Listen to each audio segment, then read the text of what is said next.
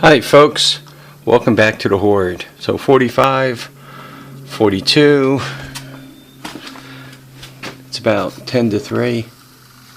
See that right there, 10 to 3.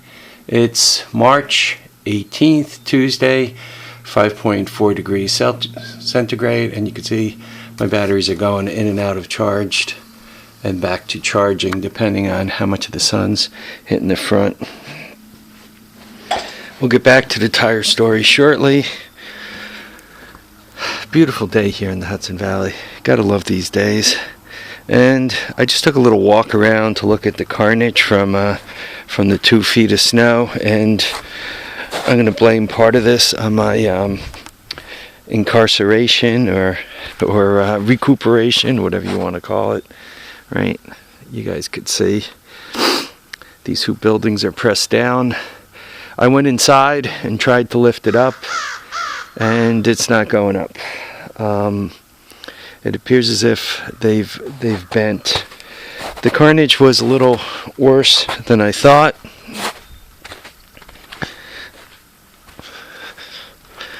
We'll look at that in a second. Let me close this up.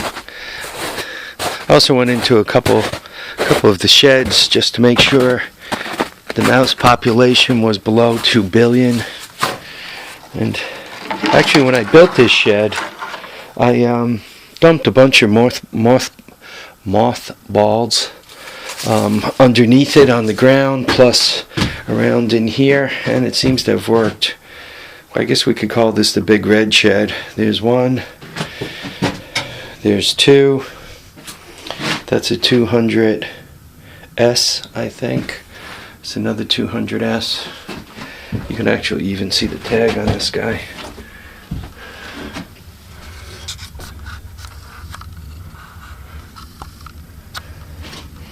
And then I have I didn't realize I had these. I have a couple of horizontal Honda engines. That's an 8. I'm not sure what this is. Probably another 8. This one looks complete. Yeah, I'm just kind of roaming around, seeing what I have. 250SX. This plastic goes with this bike. Strange, that bike. Oh, that's yet another bike in the back. This one doesn't have a rear end in it.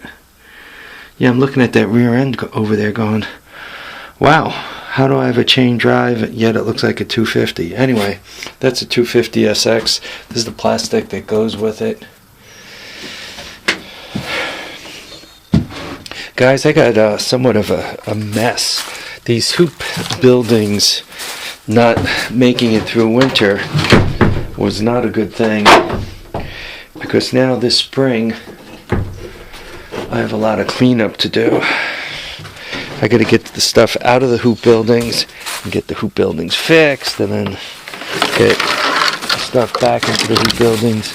I guess under the positive land, the hoop buildings will hopefully be cleaner, neater. Anyway, I climbed up in here and got the water out. You can see there was enough stress on this where it actually tore the canvas there.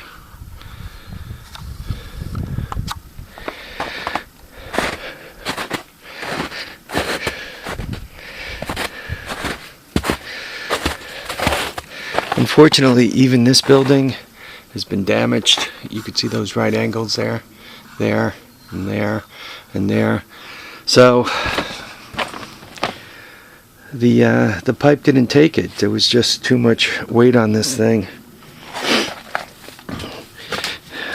William Staten.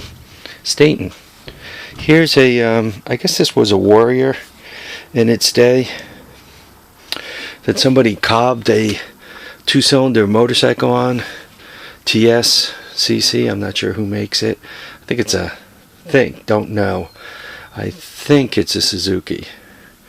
But they hacked it on there. You can see that front motor mount. They did quite some amazing stuff. What's going to become of this thing? Chances are I'm going to use the front end for something. Yeah, you guys could see how they kind of cut the frame there. See how the frame is black and shiny, kind of welds in right there. So I think, don't know, because I got a million projects that I got to get to before this, like fixing shelters, but I think I'm going to try to bag the front end off that thing and do something with it. Out of all the hoop buildings, this one probably fared the best. But as you can see by the way that wall is bowed and all, it didn't even fare great. That's because the snow slipped off the roof and pushed in on it. I tried to lift even this guy, and I just didn't have any luck. I tried to scoop some water out of it and did the best I could, but this is the first I've been able to get back here since the snow has really fallen.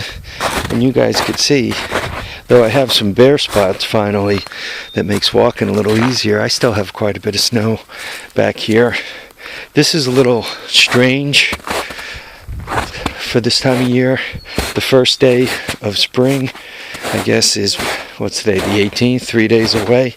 There's a lot of snow to have, considering the first day of spring is so close. Little roof thing on here collapsed.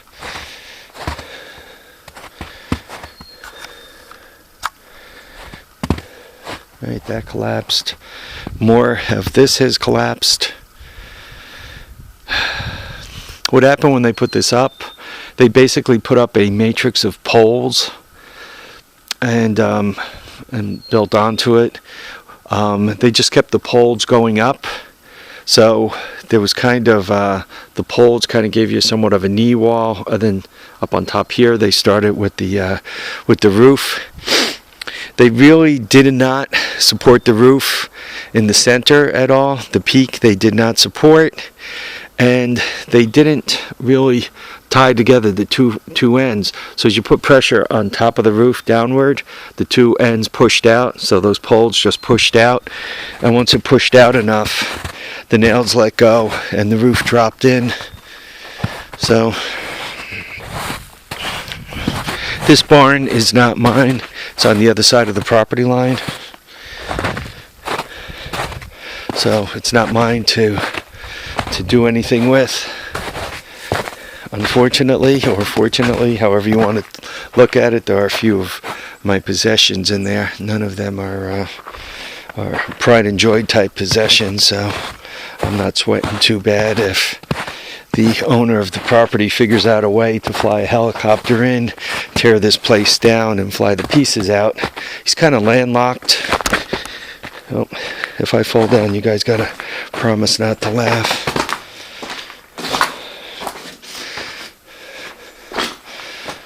This part of the barn's pretty solid.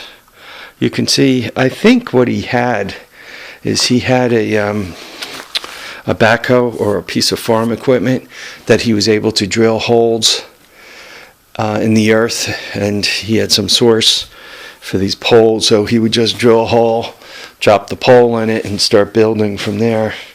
Actually not a bad idea, similar to a concept of easy building like the hoop building. Yeah, I was floating around, found some of these angle irons. Also, these those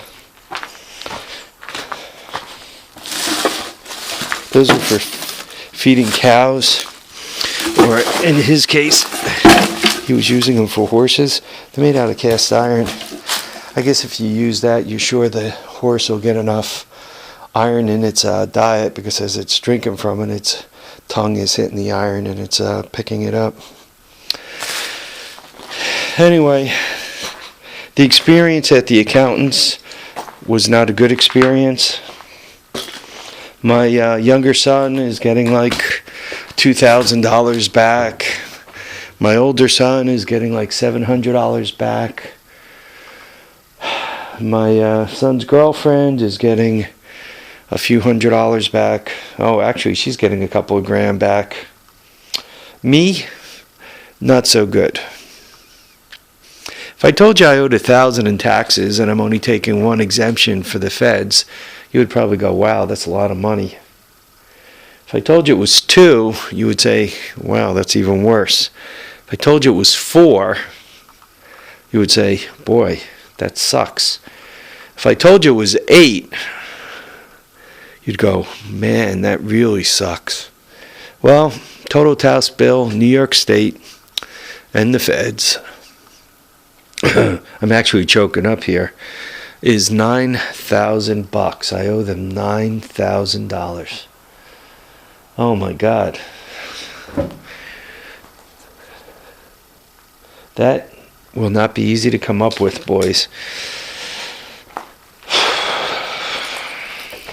My wife did not send in the withholding she should have sent in.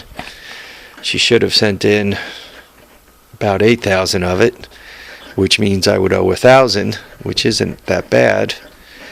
Plus, this is the downside of investing.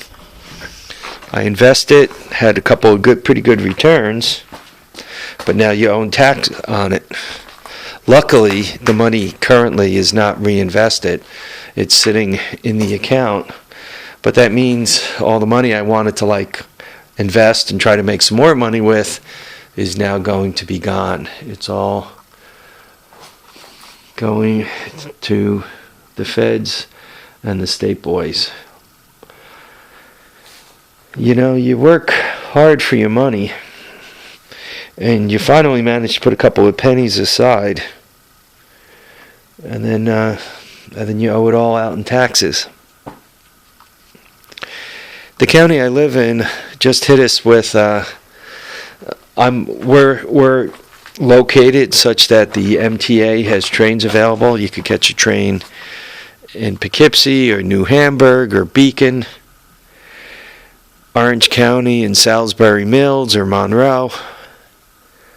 So the counties that surround me and my county, Westchester, obviously, there's train stops all over the place. Putnam County, you got Brewster, Southeast. We have something known as an MTA tax. I guess the exorbitant amount of money they charge to ride the train still isn't enough money to get to the point where you're breaking even.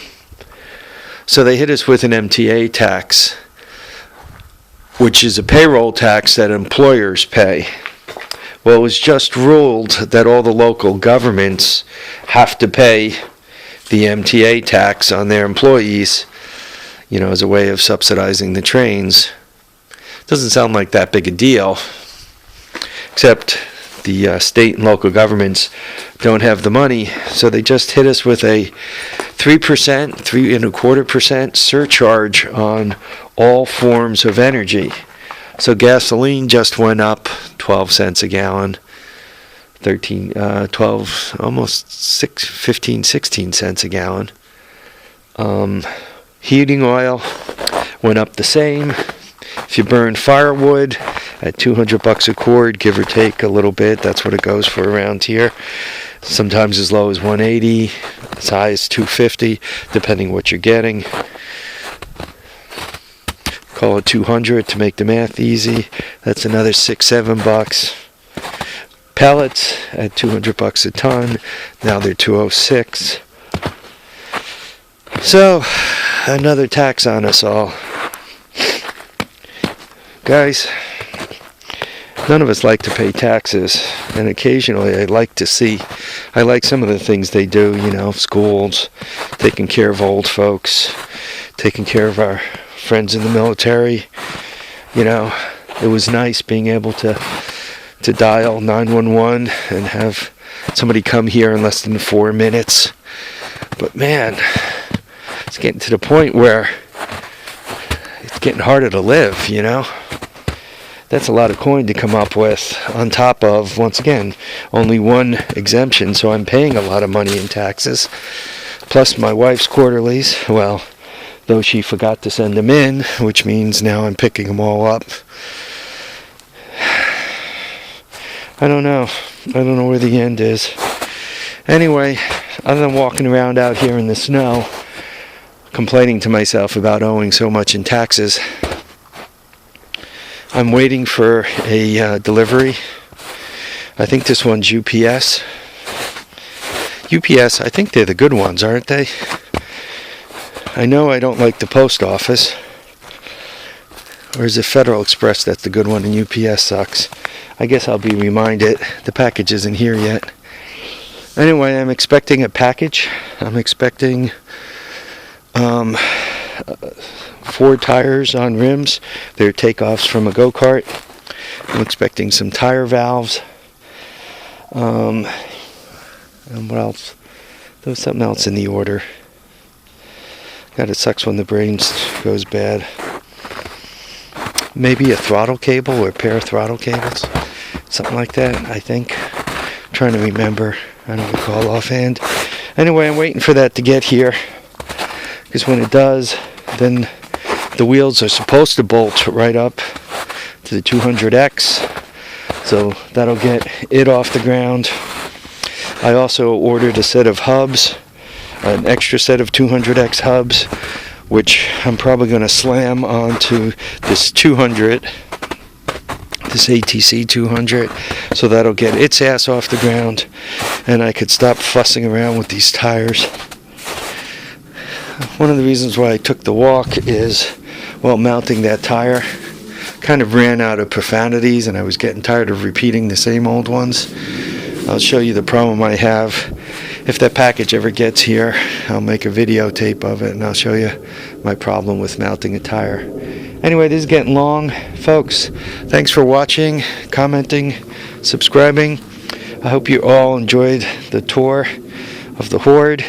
I have to walk around once in a while just to reacquaint myself on what I own, right? One forgets sometimes. Anyway, thanks for commenting, watching, subscribing. Remember to keep your tires down, your feet down, your track down. Remember to keep your head, your handlebars, and your steering wheel up. We'll catch you on the next episode of The Hoard. Bye now.